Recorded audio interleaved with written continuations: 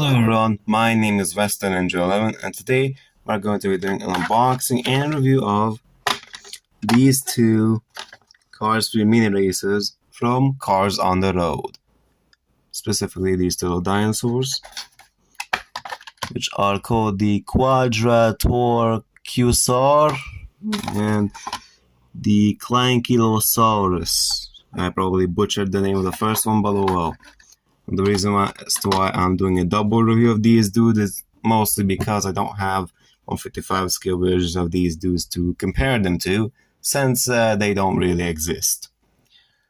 So yeah, let's get into it. First, let's take a look at their packaging. They have a clear see-through blister where you can see the cars inside. We have an image of Mater and McQueen. We have a little map, essentially, on the white bits of the detail on the top, or the artwork. We have the Disney Pixar Cars on the Road logo. We have a logo here saying that they are made of metal. We have a little choking hazard warning. Down here we have the Mini Racers logo. It's for ages 3 and up. And we have the Mattel logo. On the back we have a prototype image of the character.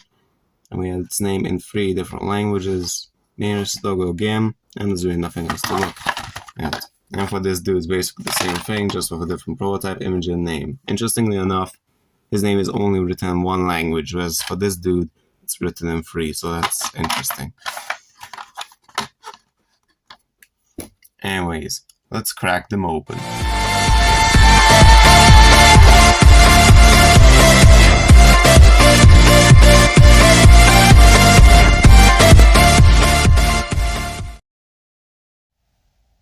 And here we have the 2 dinosaur cars out of the packaging. Now then, let's get on to their appearance in Cars on the Road. Now these 2 dinosaur cars appeared in the very first episode of the series, which is called Dino Park. And they appeared as statues, but I'm not entirely sure. They might have also appeared in Mater's little dream sequence in that episode.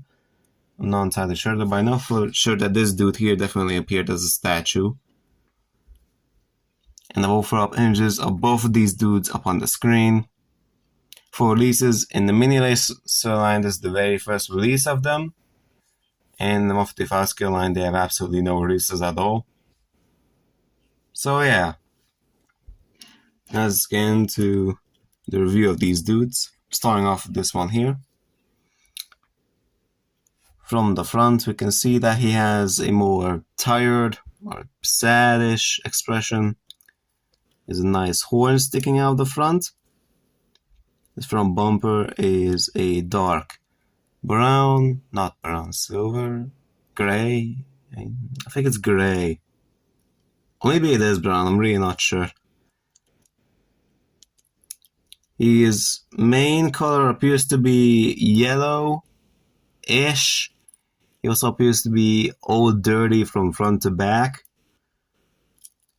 It looks like the dirt detailing is identical on both sides. There's little windows on the side, on the doors, are painted up in nice gray. We also have these separately applied plastic pieces. He even has a little tail on the back. And he actually has 6 wheels, whereas most mini races only have like 4 wheels. So that's a nice thing about this dude. And now let's move on to the other dinosaur. Now this dude is completely blue. Not entirely sure what expression he has, and he also has what appears to be kind of like a beak on the front. So that's interesting, and he has little nostrils too. He has like a kind of, I'm really not sure what expression this is, honestly. He has little pieces sticking out of the top. And he also has a tail with a little mace on the back, which is separately added. And there's a piece of plastic, and it's also a bit rubbery. And yeah, the top pieces are also rubbery, the spikes on the top. I think it's the same for this one too. Yeah, I mean, the tail is definitely made of more rubbery material. And this guy has 4 wheels instead of 6 like the other one. And they're all gray. Wasn't this dude? They're more of a white color. They also have a little dirt detailing on them. And actually, the front 2 wheels are thinner than the back 4. So that's cool. And his rims are also painted up, which is something I forgot to mention. For this dude, the rims are also painted up. They're gray. You can see he also has 2 windows on the side. Where his doors would be, but I don't really see an outline for a door, so that's a bit odd. He also has a nice little dirt pattern going along him. Yeah, it looks pretty good.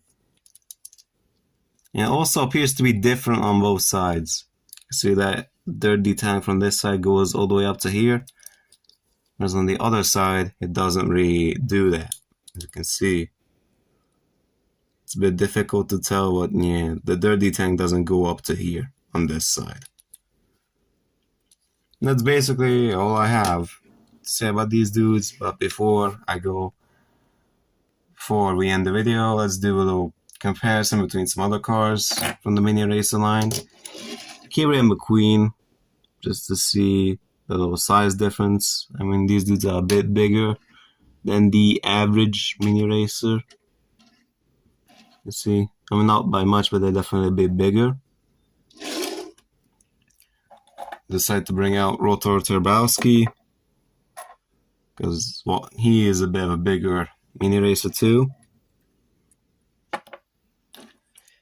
And I brought Mr. Drippy, not only because of his size, but also because he is I think the only other Mini Racer which has 6 wheels. Oh, and besides Gray and Mac, I think Gail Buford was also released as a Mini Racer. Well, not entirely. Yeah, he was released actually. I don't have him sadly, nor do I have Mac or Gray or that other truck from the truck stop episode. But oh well. Mr. Drippy was definitely the first Mini Racer to have like 6 wheels. So that's cool. We have Miss Fritter. And we also have Dr. Damage. And for the very last comparison, here we have RV.